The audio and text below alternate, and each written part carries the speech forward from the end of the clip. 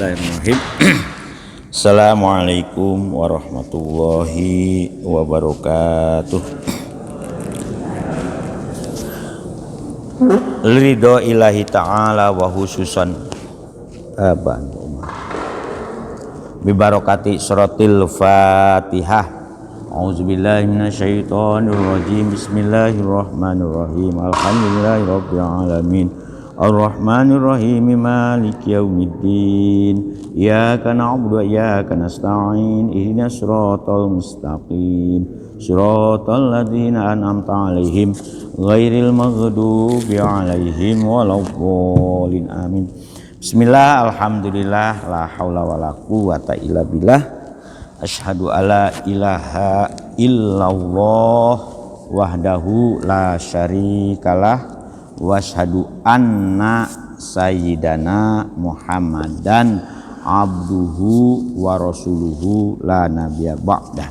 Allahumma ya muqallibal qulub tsabbit qulubana ala dinik. Allahumma ftah qulubana ka futuhil arifin wan nawwir qulubana bihidayatil yakin. Alhamdulillah para ibu, para bapak, ya mudah-mudahan kita diberi paparing rizki istiqomah. Rizki istiqomah itu insya Allah membuat tiang-tiang sing istiqomah itu ya mendapatkan berkah macam-macam, berkah karomah, berkah kemarin kita sudah diberi gambaran oleh Gusti Allah ya, ketika kita berhadapan dengan perintah Gusti Allah itu ono sing nyenengno menurut nafsu, tetapi ono sing gak seneng alias sengit menurut nafsu ya. Salah satu yang gak seneng itu kalau kita diperintah berjuang ya, diperintah perang khususnya kan itu. Kutiba alaikumul qitalu wa huwa kurhun lakum. Ketika kita diperintah berperang, semuanya sepakat bahwa berperang itu sesuatu yang tidak disukai. Kurhun itu sesuatu yang tidak disukai. Ya, kan itu. Tetapi ingat, sesuatu yang tidak disukai oleh kita, wa ansa antakrohu syai'an khairul lakum, boleh jadi sesuatu yang kita tidak senangi itu wahwa khairun, nah, sesuatu yang bagus ya. Nah di sini sesuatu yang bagus itu contohnya apa? Di balik perang itu memang ada beberapa kewajiban di dalam perang itu, menyimpan di balik perang itu kehidupan bahagia. Nah itu ini yang tidak dilupakan, yang sering dilupakan oleh kita itu. Makanya Pak Quraish Shihab itu menulis buku ya khusus tentang bagaimana berperang di dalam Al-Qur'an ya, tahun berapa itu 90-an ingat saya. Ya, jadi di balik perang itu satu yang paling ini adalah memperbaiki kondisi ketimpangan sosial yang cukup dramatik. Terus yang kedua ya diantaranya adalah menyadarkan kembali bagaimana akibat dari keserakahan manusia itu. Nah di sini juga dicontohkan oleh tafsir Jalalain ini. Jadi diantara di balik perintah perang itu memang ada beberapa hal yang menurut Gusti Allah khair itu apa? Fala'alla lakum fil qitali wa in karihtumuhu khairon. Nah, mengapa banyak orang yang tidak senang padahal di balik perang itu li anna fihi imadufro. Di balik peperangan itu ada kemenangan, wal ghanimata, dan di balik kemenangan itu biasanya ada yang namanya pampasan perang. Ya. Nah, itu. Pampasan perang. Awi syahadata atau mati syahid itu kalau perang beneran Bu, perang di dalam rangka li'ila'i kalimatillah yal'ul ulia. Jadi perang dalam Islam itu bukan perang ekspansif menyebarkan kekuasaan, memperluas wilayah teritorial suatu negara, tidak, tapi memang li'ila'i kalimatillah yal ulya wal ajro, dan dapat pahala. Perang itu jihad yang paling utama. Makanya ada pepatah ish kariman au mut syahidan, mati syahid atau hidup mulia sebagai pejuang. Nah, kita juga merdeka itu kan berkat berjuang itu, sehingga terhormat. Jadi Indonesia itu satu-satunya negara berkembang yang merdekanya itu hasil perjuangan. Yang banyak itu kan pemberian dari wilayah dari bekas penjajahnya. Jadi negara itu di dalam perjalanan sejarah kenegaraan di dunia itu kan ada 3 model. Pertama, sistem khalifah yang dikembangkan oleh umat Islam di saat masa Muawiyah dan Abbasiyah sampai Turki Utsmani. Nah, karena Islam ini niatnya tidak eksploitatif, maka dikenallah dengan global state, negara berskala global, lintas teritorial benua.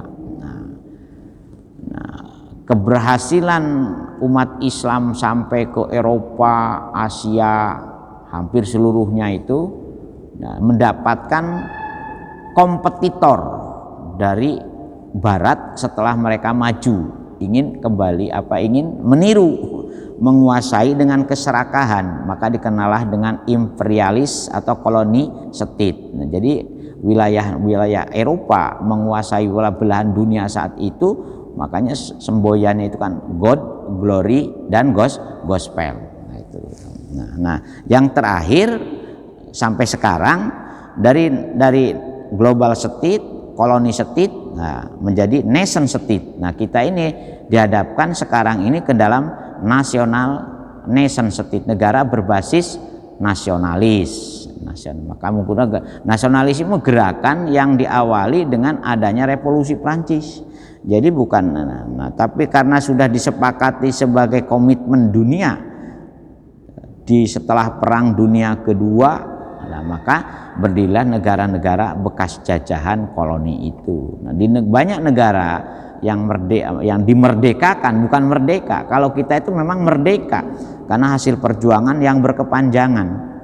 Nah, ini yang bedanya negara kita dengan dunia ketiga. Kita ini kategorinya negara berkembang juga. Negara yang berkembang itu negara yang merdeka setelah Perang Dunia Kedua.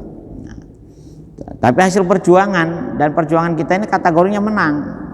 Makanya ketika Indonesia merdeka muncul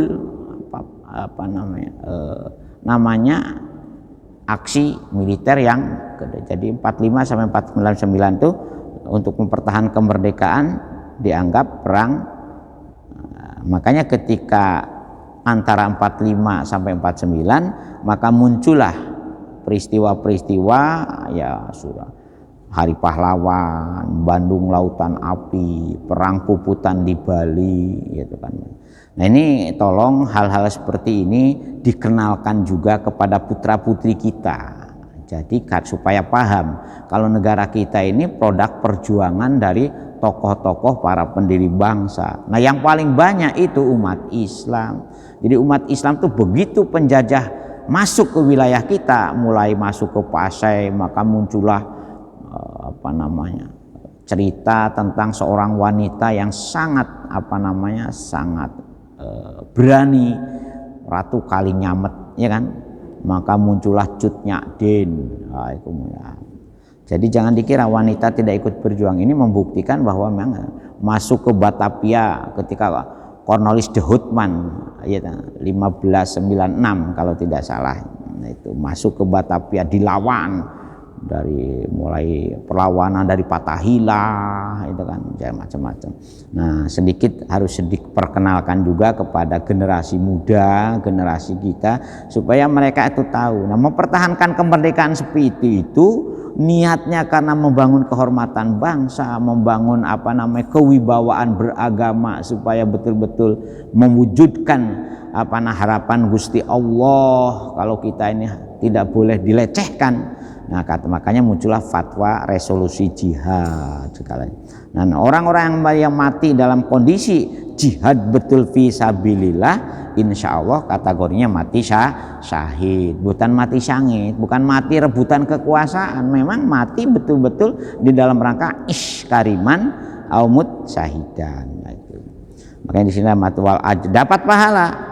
Wa fitarkihi, sedangkan kalau kita meninggalkan peperangan, tidak setuju, tidak mau, maka yang terjadi itu apa? Sekalipun tidak ikut terlibat perang fisabilillah itu memang seolah-olah wa in ahbabtumu, sesuatu yang kita ini senang, demen gitu.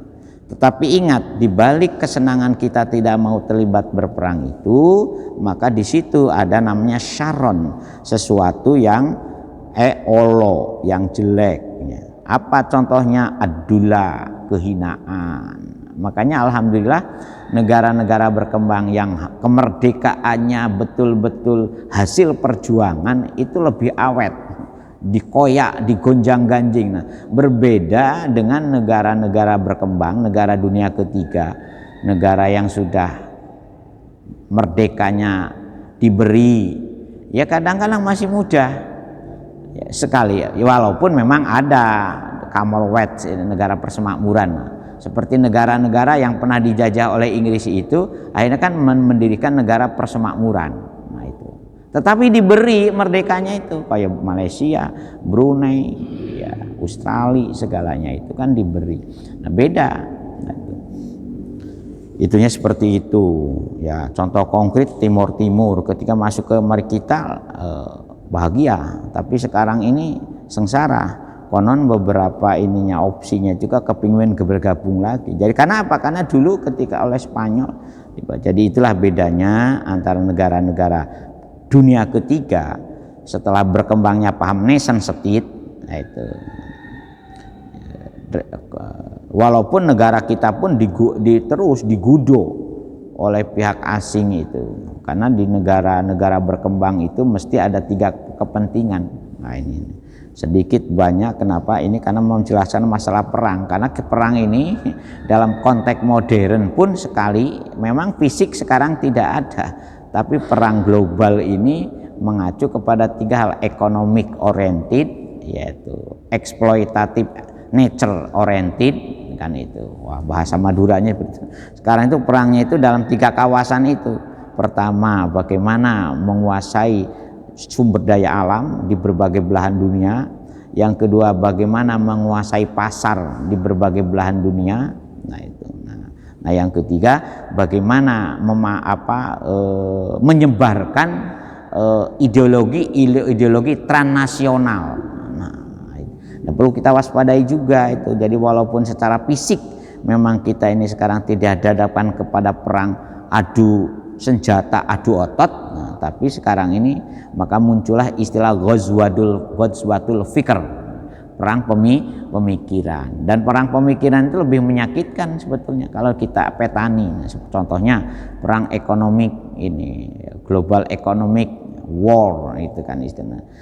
Perang China dengan Amerika saling berebut pasar, saling menguasai produk barang dan jasa. Ya, begitu juga ketika berbicara global nature war, itu bagaimana dunia saling berebut untuk memangsa bahan baku. Nature itu kan bahan baku. Nah, Indonesia ini kan termasuk oleh Gusti Allah diuji negara yang paling kaya dalam berbagai jenis.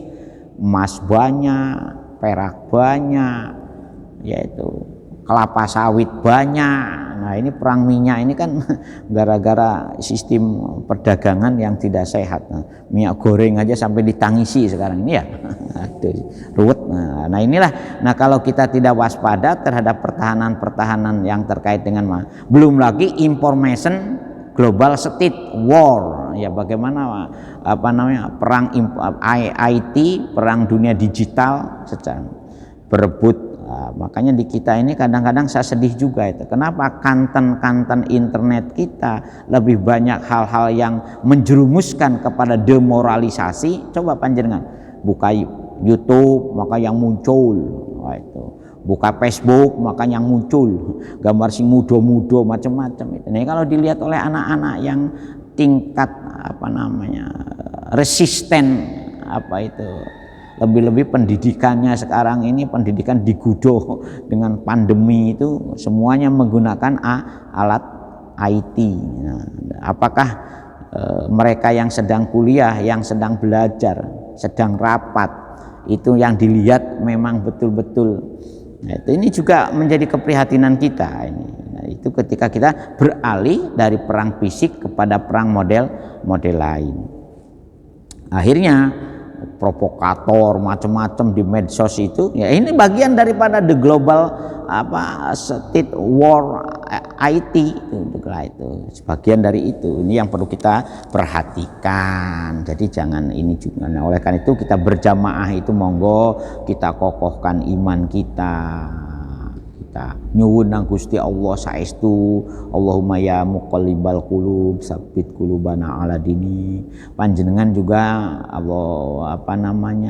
is'ad auladana, duh Gusti muga panjenengan mulya akan tulungi yaitu anak putu kula. Jadi jangan ini sekarang ini dengan tantangan perang yang bersifat hidden ini yang tidak itu centingoten itu kalau kita mau serius, Bu. Karena apa? Kehinaan ini akan tetap menimpa kalau kita ininya. Bagian dari upaya kita mewujudkan asa antuhibbu syai'an wa huwa syarrul lakum. Ini kan yang banyak di sini. Ya, sesuatu yang kita senangi, walaupun ternyata apa yang kita senangi itu di situ menyimpan sesuatu yang jelek, yaitu contohnya kita tidak mau berjuang. Makanya mengapa kita ingin masjid ini menjadi mambaul ilmi, sumber penyebaran ilmu. Makanya di sini insya Allah ya, kalau pengajiannya niatnya pengajian kan literasi, jadi bukan dakwah lagi nih Pak Yasin. Kita ini sudah pada taraf taklim ya, makanya monggo kalau memang kurang pas, kurang memang langsung komentar, langsung kita diskusikan. Karena niatnya taklim, karena ingin supaya betul-betul ini kategori orang yang kun aliman au muta'aliman au muhibban kan, wala takun khomisan patah kun aliman au muta'aliman. Nah itu, jadilah kamu orang yang berilmu, yang mengajarkan ilmu, au muta'aliman, atau kamu orang yang selalu belajar nuntut ilmu, au muhibban, atau awakmu senang kepada orang yang nuntut ilmu, senang dengan ilmu. Wala takun robian, ada jaki yakun aliman au muta'aliman au samian, ada juga hadis itu au muhibban pala takun khomisan. Jadi menuntut yang mengajar bisa mengajarkan ilmu, bisa menuntut ilmu, bisa mendengarkan ilmu, senang berkan, cinta dengan ilmu dan walaupun wala takun khomisan patahlik, jangan sampai kamu termasuk orang yang kelima yang gak ngajar, gak gelem belajar, gak gelem mendengarkan, gak gelem seneng, maka yang terjadi adalah kerusakan. Nah itu adulla ya, kehinaan, dilecehkan. Nah itu selalu. Nah yang terakhir memang menjelang akhir zaman itu, kalau menurut Samuel Huntington tulis buku di tahun 90-an itu. Nah, yang paling akhir itu nanti ketika terjadi namanya perang akidah antara orang Islam dengan non muslim. Menurut saya perang peradaban, itunya istilahnya perang peradaban, tapi isinya itu perang antara Islam dengan non muslim. Nah, ini banyak juga ini kekhawatiran kita kalau kita mendengarkan omongan orang di medsos, ngomentari, bahkan ngomentari edaran adzan saja, wah dah luar biasa ini. Ya, ngomentari pengeras suara di masjid, wah luar biasa ini. Ya, saya pikir ini Tamen untungnya itu baru surat edaran. Nah, kalau surat edaran itu kan, itu bagian-bagian dari memicu untuk kegaduhan. Nah, kalau melihat komentar-komentar di medsos itu mengerikan itu. Ya, wal faqra, dan kefakiran. Coba kita lihat ya. Jadi kalau kita tidak, makanya ulama-ulama dulu, mulai Pangeran Diponegoro, mulai dari Syekh Abdul Rauf Asingkili itu, Syekh Abdul Asingkili itu salah satu mufti besar di Samudra Pasai ketika umat Islam Aceh, di wilayah Aceh sana berjaya. Beliau jadi qadi, bahkan jadi qadi Qudot, pernah menjadi kalau istilah sekarang itu ketua Mahkamah Agung lah selama tiga kekuasaan pemerintahan. Beliau juga seorang ahli thariqah yang pembawa thariqah Syatoriah ke Nusantara, ini Syekh Abdul Rauf Asingkili. Wah, beliau ikut memberi fatwa perang juga itu ketika melawan sehingga Kang Oman itu, Oman Fatur Rahman itu ada di channel YouTube Ngariksa, ngaji manuskrip Nusantara. Jadi beliau memberikan jaringan pejuang-pejuang muslim yang paling itu justru ulama-ulama yang tingkat spiritualnya cukup kuat. Nah, termasuk Syekh Yusuf Al-Makassari itu muridnya itu. Syekh Muhyi di Pamijahan itu, ya kalau panjenengan biasanya orang-orang Wali Songo Jaroh itu mesti mampir ke Pamijahan. Ada gua namanya Gua Saprowadi. Nah, itu. Dan tempatnya juga unik itu di Pamijahan itu. Ya, jadi kalau panjenengan tahu Pamijahan, di situ ada makam Syekh Muhyi. Syekh Muhyi itu termasuk muridnya Syekh Abdul Rauf Asingkili. Nah, jadi karena para ulama kita ini sadar kalau umat ini diberi kelengahan untuk tidak berjuang, maka yang terjadi adalah kehinaan, dilecehkan, wal faqro, dan kefakiran. Karena bagaimanapun orang berperang itu eksploitatif. Ketika mereka menang ada mengeksploitasi. Mungkin bapak dan ibu di antara sekian banyak jamaah itu ada yang pernah menangi zaman Jepang. Ada di antara bapak dan ibu yang hidupnya lahirnya tahun 30-an lah, sehingga zaman Jepang itu tahu bagaimana namanya Romusa itu kan, bagaimana bajunya aja nggak ada ya, untung nggak ada ya. Nah, kalau saya lahirnya tahun 60-an Bu, jadi sudah masuk ke era nikmat lah, masuk era wal hirmanal ajri, dan mendapatkan pahala. Jadi kalau kita tidak ikut berperang, tidak ada istilah iskariman aumut syahid, dan hidup mulia atau mati. Ini perlu saya ulas kembali, nah supaya kita waspada, karena bentuk perjuangan dan peperangan di era global ini, di era the borderless world lagi, sekarang dunia tanpa tapal batas, karena dengan dunia maya yang dijadikan arena kehidupan. Sekarang kan dunia maya yang di arena kehidupan, sehingga batas teritorial itu hampir dijebol ya. Sehingga batas teritorial itu sekarang ini, batas teritorial negara itu fungsinya administratif, bukan lagi sebagai pertahanan, keamanan. Nah, itu karena apa? Karena berita apapun masuk, kejadian apapun di seluruh dunia dengan waktu yang sama, saat yang sama, ketika ditayangkan di dunia maya itu bisa nah itu.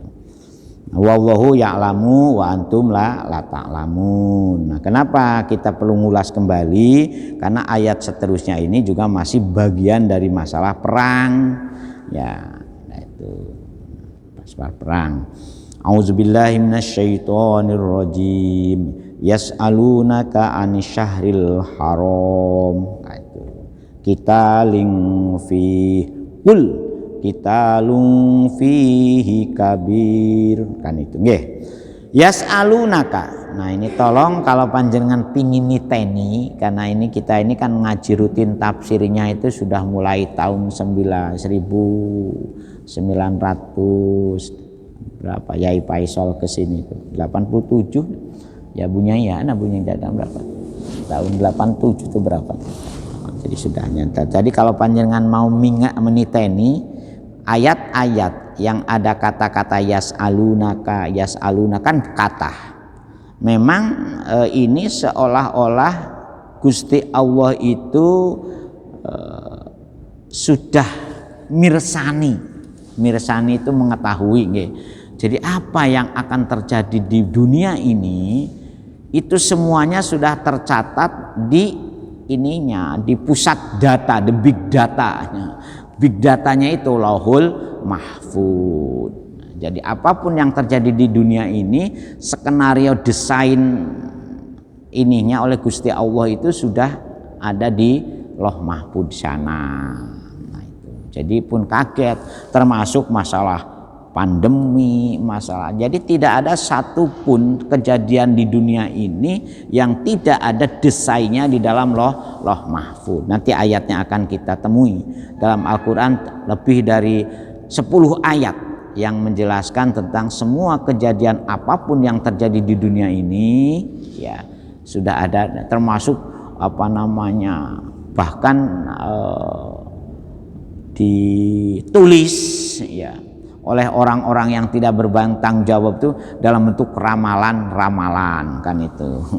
Jadi nah, termasuk yas'alunaka ini memang sebelum ayat turun ya. Jadi orang zaman samonten, zaman Rasul ketika berawal dakwah tidak nyono, tidak mengira kalau akan terjadi pitakonan itu.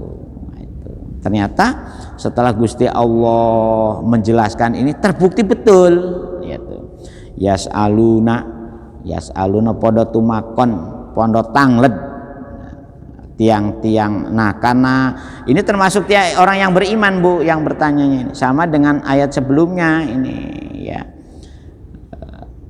Tangled dumateng sinten kak dumateng panjenengan wahai Kanjeng Nabi. Nah, seperti yang sudah saya jelaskan kemarin, mengapa kita butuh orang alim, orang yang ngerti betul tentang masalah agama, tentang masalah Tuhan, khususnya masalah Gusti Allah, supaya ketika menjelaskan Pak ini koribun itu saya bolak-balik ini nggak akan bosan-bosan untuk tahu Gusti Allah cedek karo kita itu. Lebih cedek tinimbang urat leher. Artinya kalau melihat seperti itu, memang Gusti Allah itu karena punya ini sudah ada channel chip dalam diri kita, nah, yang disambungkan sebetulnya ke Lauhul Mahfuz. Nah, itu makanya ada orang-orang yang punya visi spiritualnya luar biasa, ainul basirohnya luar biasa. Itu yang mestinya ya ketika kita beriman itu yang kita latih itu sebetulnya bagaimana allazina yazkurunallaha qiyaman wa qu'udan wa ala junubihim wa yatafakkaruna fi khalqis samawati wal ardh, kan itu bagaimana zikron katsira, bagaimana uzkuruni azkurukum, kalau kalian ingat nang aku ya aku mesti, nah itu dan segalanya yas'aluna kaknya itu supaya gegantinipun Rasulullah sinten sing dados gegantinipun Rasulullah sing saged menjelaskan secara jlentreh mulai dari siapa Gusti Allah, bagaimana iman kepada malaikat, bagaimana iman kepada kitab suci, bagaimana iman kepada Rasulullah, bisa memetakan kenapa syahadat kita ini menggunakan fi'il mudhari yang menunjukkan keaktifan secara sustainable, berkelanjutan. Asyhadu alla ilaha illallah, itu kan fi'il mudhari itu.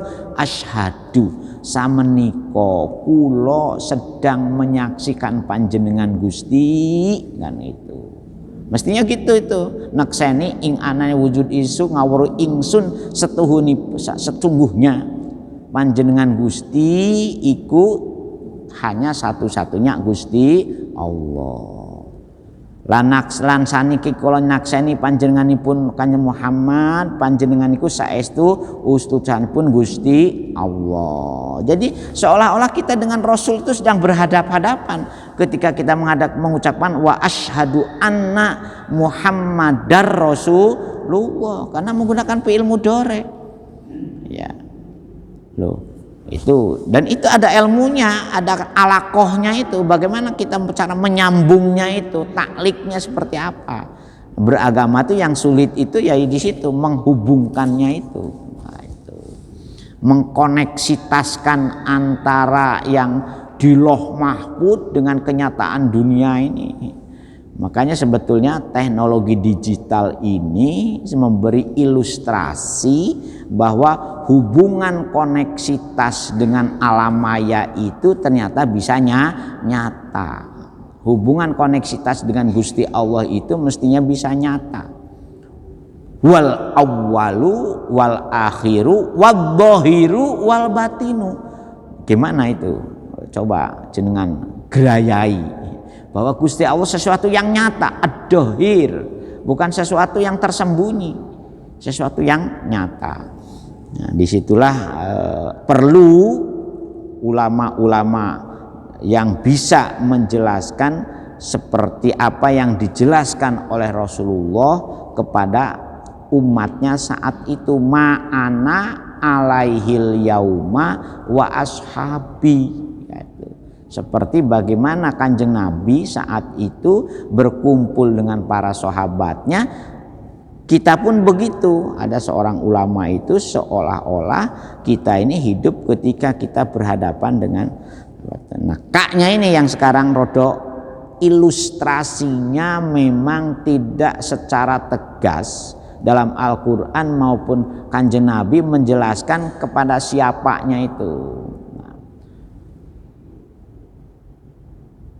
Dalam surat Al-Kahfi itu kan walian mursyida istilahnya itu.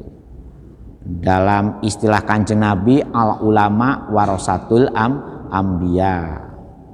Dalam ayat lain wabtaghu ilaihil wasilata. Ada kata wasilah itu katanya Ibnu Taimiyah, wasilah di situ adalah istilah lain dari Kanjeng Nabi Muhammad.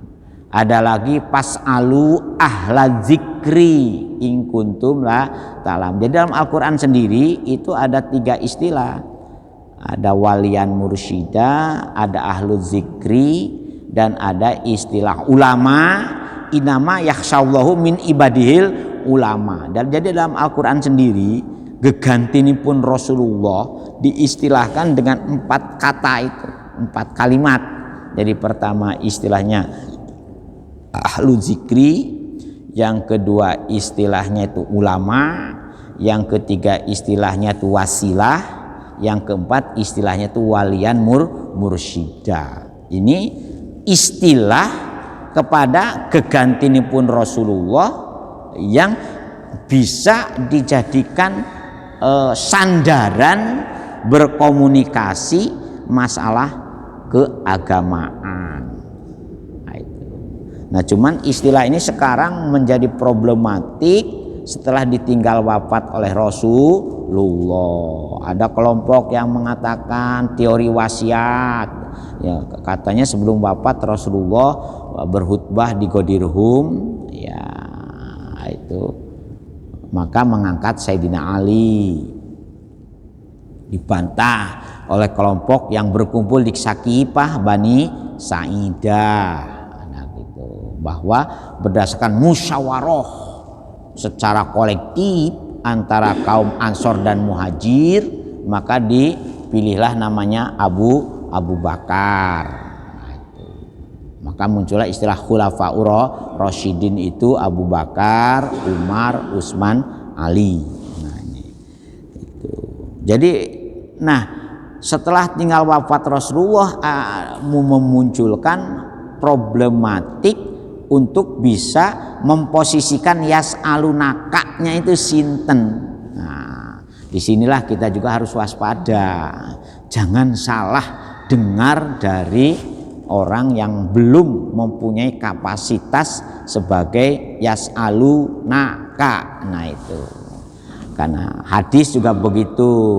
Hadis memberikan ungkapannya al ulama warasatul anbiya.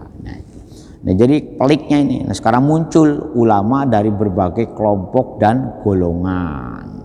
Sampai di dalam buku yang namanya Al-Milal wan Nihal karangan Asy-Syahrastani atau Al-Farqu Bainal Firaq karangan Al-Baghdadi, itu di situ sudah diurai dari berbagai kelompok dan golongan yang pecah setelah 3 peristiwa.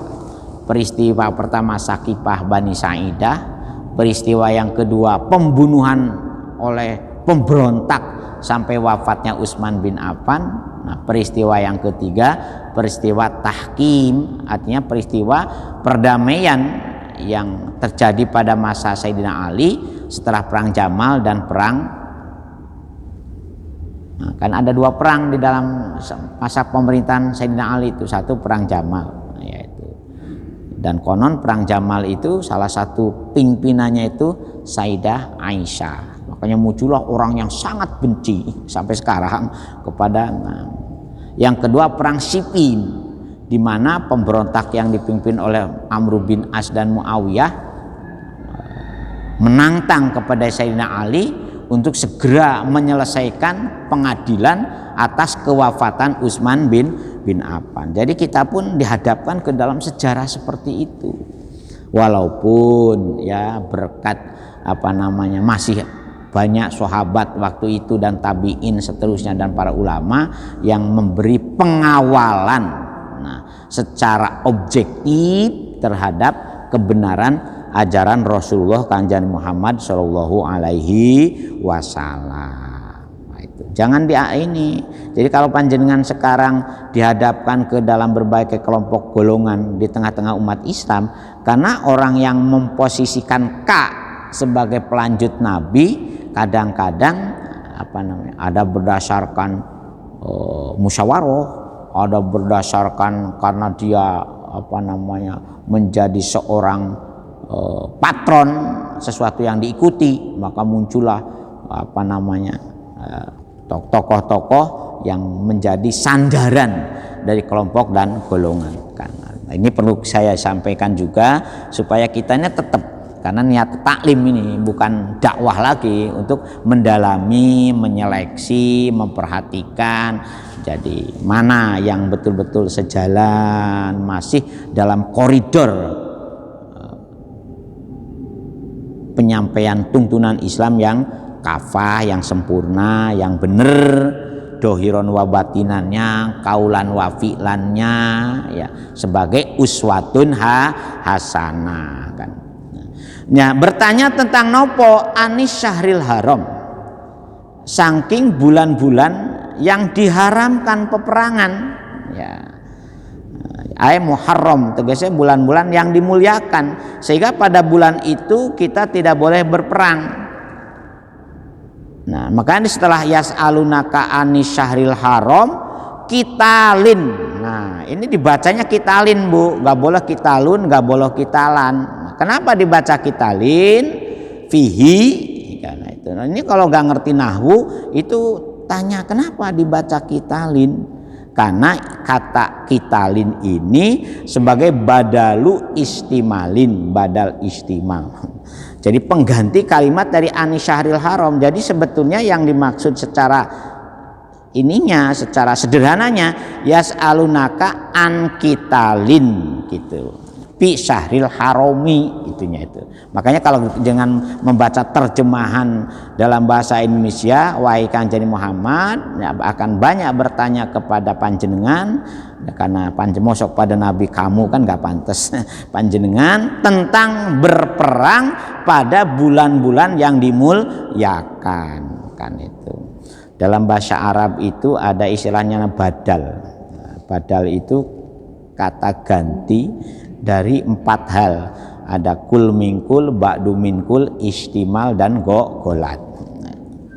Ya, dulu ingat Bu, sekarang sisa-sisa masa lalu. Jadi kalau saya bisa menyebutkan ini karena sisa-sisa ingatan ketika masa muda.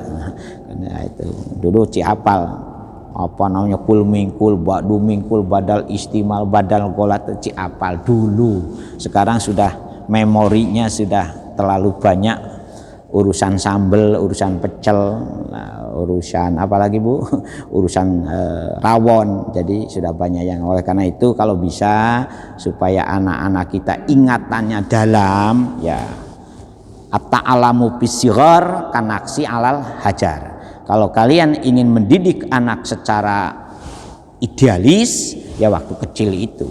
Nah, ingat. Jadi kalau waktu kecil dulu saya itu kadang-kadang oleh guru saya itu suruh ngadeg. Kalau gak hafal gak oleh tunggu itu. Seperti al-kalamu huwal abdur murakabul mufidu bil ba'i wa aksamuhu salah satu ismun wa filun wa harfun jalfal ismu yu'rafu bien hafal bien. Ya, seperti qala Muhammadun huwa ibnu Maliki dan dulu cik masih nom ibu saniki wis akeh lali nih. Nah, oleh karena itu jangan sia-siakan anak kita ketika masih kecil ini dengan urusan HP. Kalau bisa ngafalkan Quran, ngafalkan kitab-kitab yang punya hubungannya dengan ibadah seperti kitab paling tidak Sulam Sapinah lah. Nah, kalau Fathul Qorib, nah, Fathul Qorib. Kalau anak-anak supaya tahu tingkat elementary di bidang pemahaman praktek menjalankan tuntunan Islam kalau bisa. Jadi jangan masih baye di HP, dolan-dolanan HP. Ya, saya betul-betul prihatin itu. Ya apa masa depannya. Bayi usia 3 tahun sudah dipegangi HP, usia 4 tahun sudah main game di HP kan, aduh insyaallah kan itu. Gimana untuk bisa meneruskan yas'alunaka ini sinten gegantosnipun Rasulullah yang bisa menjelaskan secara jerenteh masalah keagamaan. Anisyahril harami ain kitalin tegese perang di bulan-bulan yang dimuliakan oleh Gusti Allah. Kul.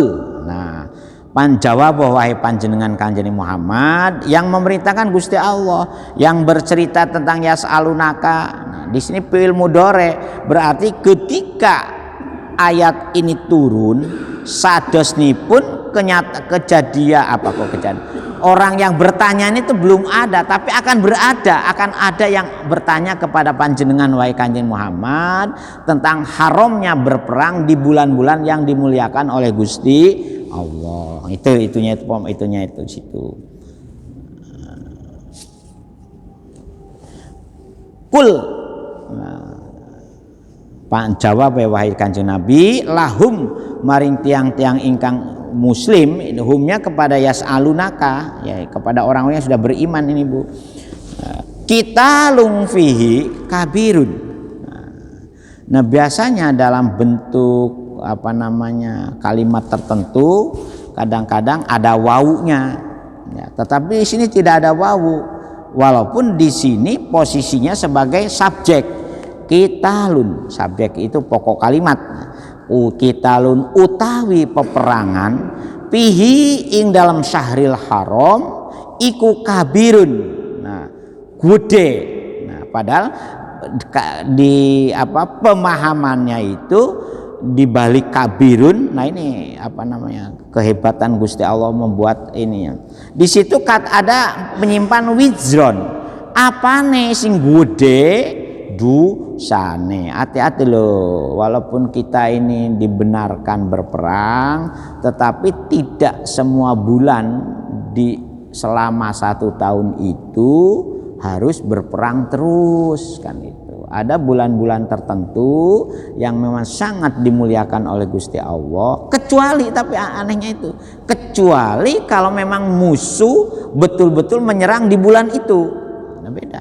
Itu betul-betul. Jadi kalau ketika musuh menyerang di bulan apapun, kalau betul-betul mereka itu mengancam eksistensi atau keberadaan agama kita, keberadaan kehormatan jiwa-jiwa kaum muslimin,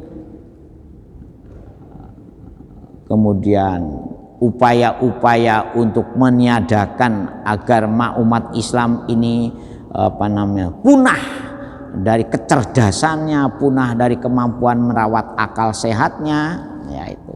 Ya seperti sekarang ini.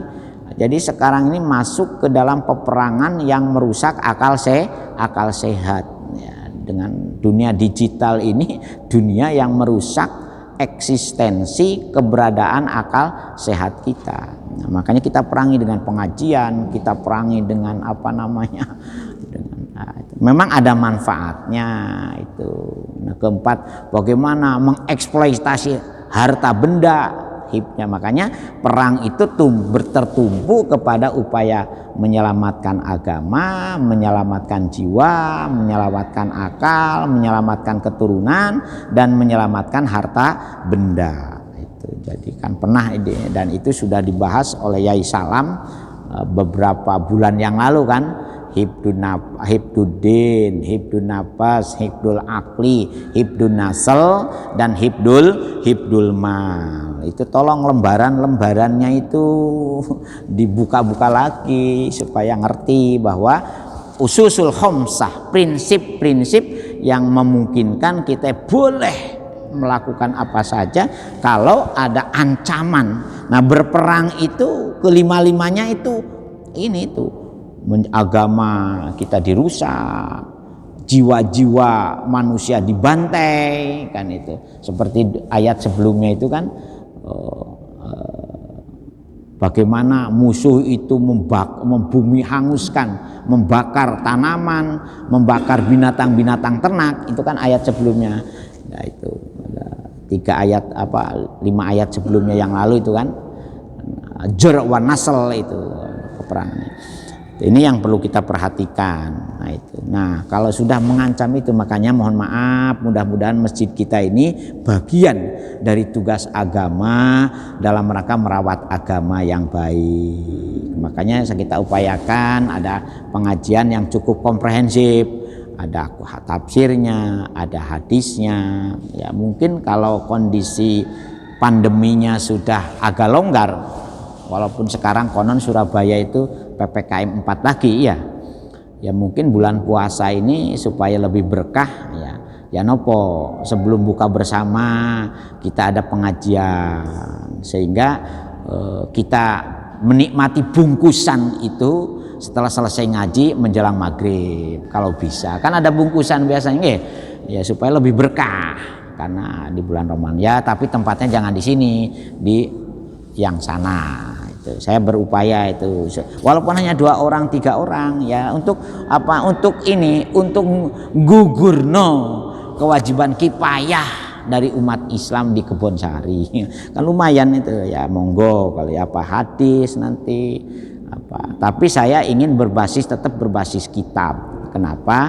Supaya betul-betul ketika mutolaahnya itu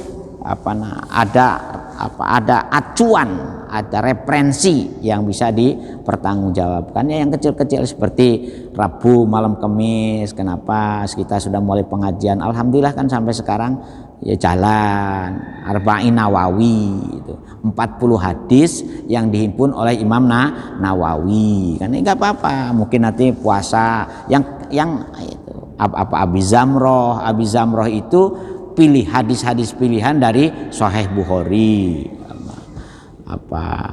Jawahirul Bukhari umpamanya. Jadi yang penting ada referensinya supaya panjenengan itu tidak punya tuduhan ustadznya ngarang-ngarang. Nah, kan repot ini ngarang-ngarang cerita. Ustadznya kok ngarang-ngarang cerita. Nah, kalau mau cono kitab ini kan monggo panjenengan podo-podo wocoen kan, supaya tidak ada kesan pengajian di Masjid Kebonsari hanya ngarang-ngarang cerita, kan bahaya kan? Bahaya kan. Nah, ini pemahaman struktur kalimat juga harus jeli. Qitalun fihi kabirun, berperang di bulan haram itu adalah sesuatu yang besar. Nah, padahal di sini maksudnya adalah peperangan di bulan-bulan yang diharamkan itu, di bulan-bulan yang dimuliakan itu dihukumi melakukan dosa besar kan itu. Qitalun kabirun itu mubtadaun, kabirunnya itu khobarun. Nah, qitalun fihi kabirun itu bisa juga berposisi sebagai khobar jumlah. Nah, itu dalam bahasa Arab itu ada istilah khobar jumlah barang, Bu. Nah, tapi gak usah ruwet-ruwet lah. Wasaddun, dan menutup. Wah ini agak terus, sudah jam 5 lebih. Ya sudah sampai di sini aja lah, nggak usah diteruskan. Setelah kita teruskan lagi minggu yang akan datang. Jadi yas'aluna. Jadi mohon maaf, saya tadi ngulas kembali tentang masalah qitalun fihi kurhun itu, ya kutiba alaikumul qitalu wa huwa kurhun. Karena sekarang ini kita harus waspada karena peperangan di era modern ini, yaitu makanya ada istilah cybercrime macam-macam ya. Gak usah terlalu banyak lah. Monggo Pak, kalau memang perlu ada yang meneruskan. Monggo Pak.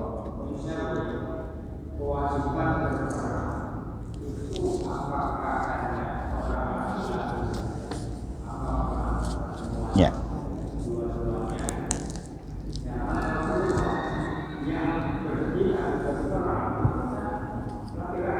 Ya.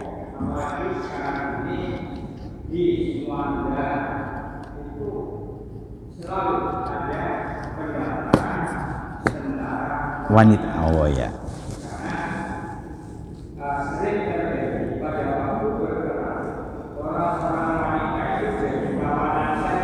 Ya.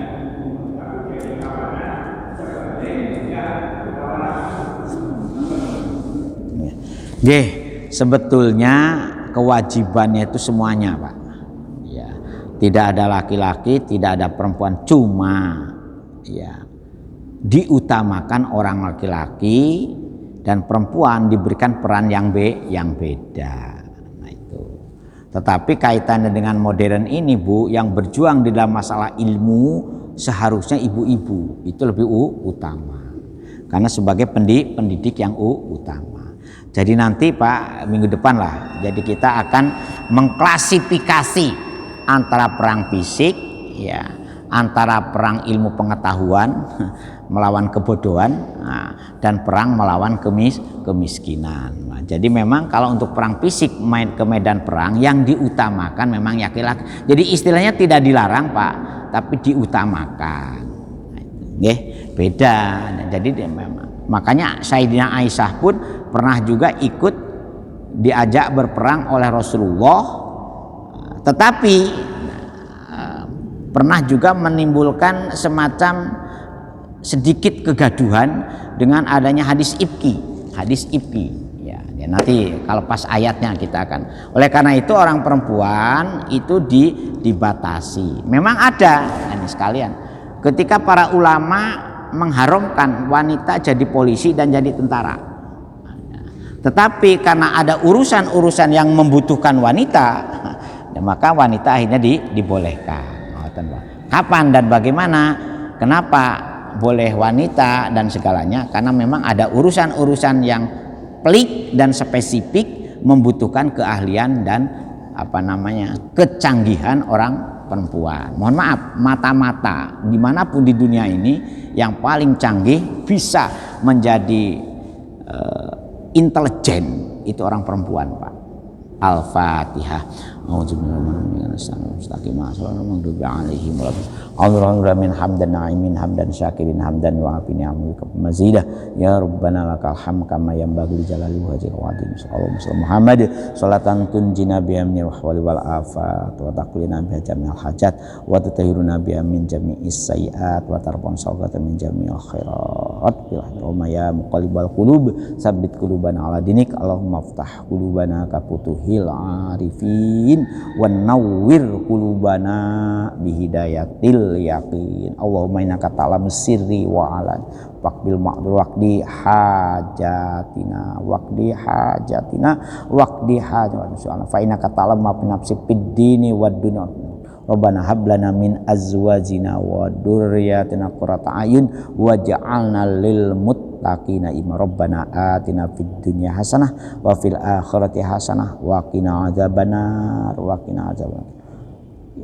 Subhana rabbika rabbil izzati amma yasifun wa salamun alal mursalin walhamdulillahi sekurang dan selengkap panggilan ihdinas siratal mustaqim. Assalamualaikum warahmatullahi wabarakatuh.